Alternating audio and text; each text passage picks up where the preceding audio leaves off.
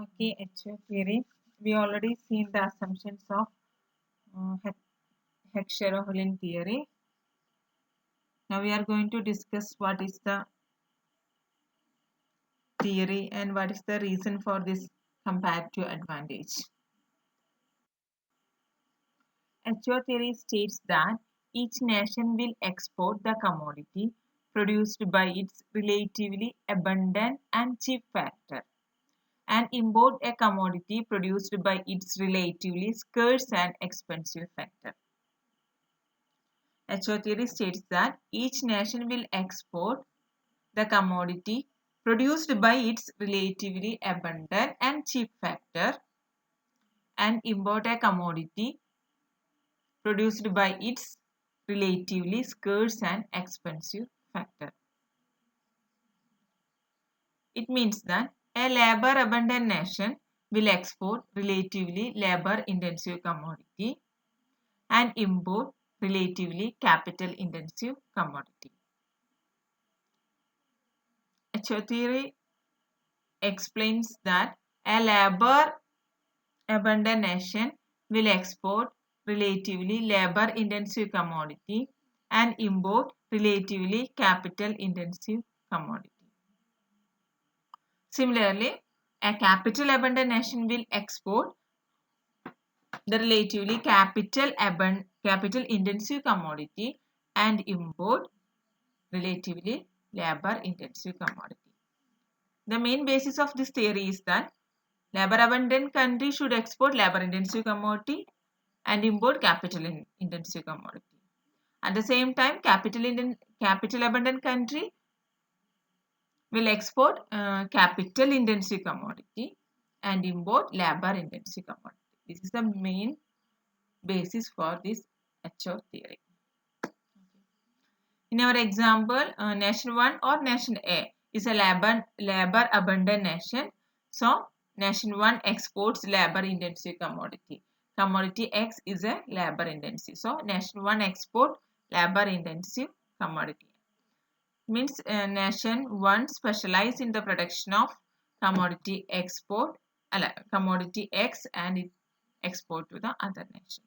Okay. Nation 2 or nation B is a capital abundant nation. So, nation 2 exports capital intensive commodity. In our example, capital intensive commodity is Y. So, nation 2 exports capital commodity X. Sorry, commodity Y. Okay. The theory is labor abundant country export labor intensive commodity, capital abundant country export capital intensive commodity. In our example, nation 1 is a labor abundant nation. So, export labor intensive commodity of X. Nation 2 is a or nation B is a capital abundant nation. So, nation B export capital intensive commodity, that is Y. This is the theory.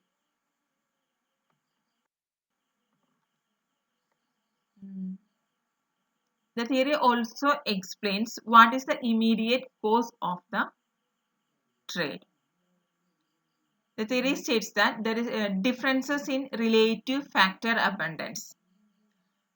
Differences in relative factor abundance means some nations may be capital abundant country like India. Maybe other nation,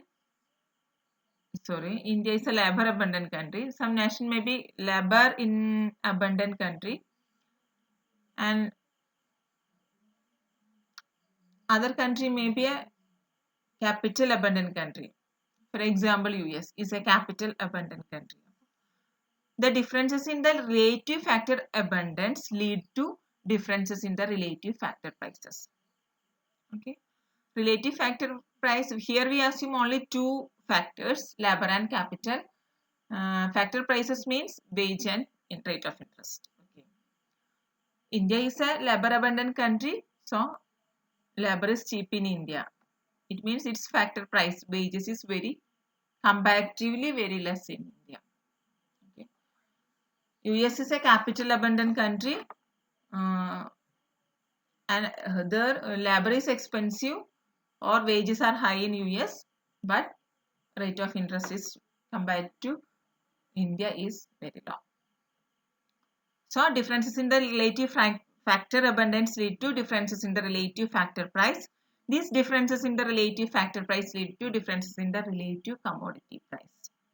If there is a differences in the factor price, definitely there will be a differences in the commodity price. Okay. These differences in the relative prices lead to differences in the absolute price of the commodity.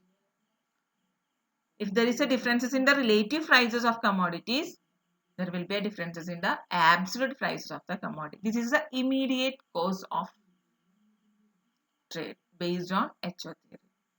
Okay, differences in the relative factor prices lead to differences in the relative factor prices that lead to differences in the relative commodity prices. Again, it's lead to differences in the absolute prices of commodity. This is the immediate cause of trade on the basis of HO theory.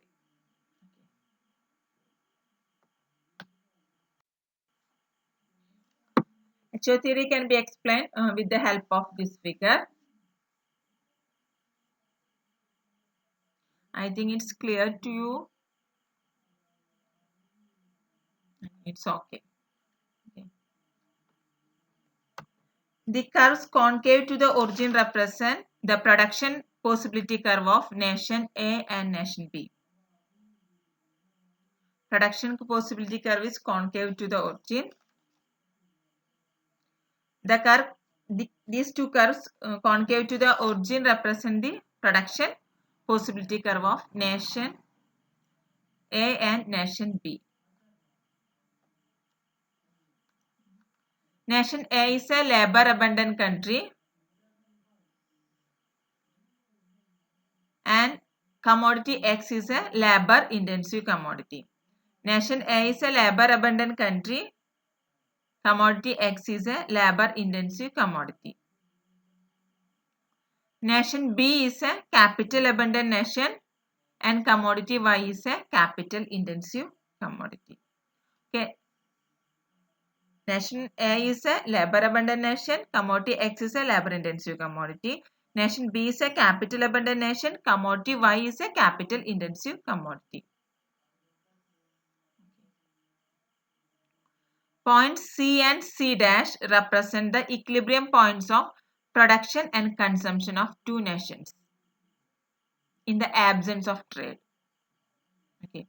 The points C and C dash represent the equilibrium points of production and consumption of two countries in the absence of trade.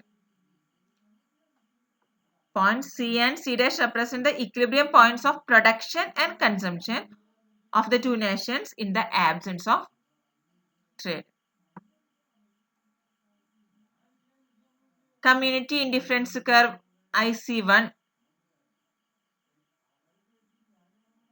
is common to both nations because we assumed that the taste and preference of the two nations are same. So there is a common indifference curve. Okay.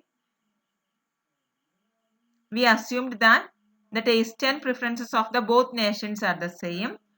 So here we represent, here this IC1 represent the common indifference curve of both nations. Okay. The community indifference curve IC1 is a common to both the nation because of the assumption of equal taste.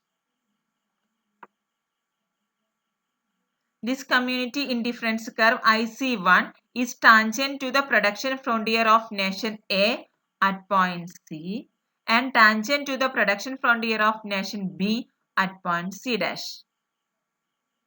The community indifference curve IC1 is tangent to the production frontier of nation A at point C, and this community indifference curve tangent to the production frontier of nation B at point C dash. The relative commodity price in nation A is PA, that line, PA line. The relative commodity price in nation A is PA and the relative commodity price of nation B is PB. ശ്രദ്ധിക്കാം. The relative commodity price in nation A is PA and the relative commodity price in nation B is PB. PA, PB, that two lines. Since PA is less than PB, nation A has a comparative advantage in commodity X. Since PA is less than PB, nation A has a comparative advantage in commodity X. And nation B has a comparative advantage in commodity Y. Since PA is less than PB, nation A has a comparative advantage in commodity X and nation B has a comparative advantage in commodity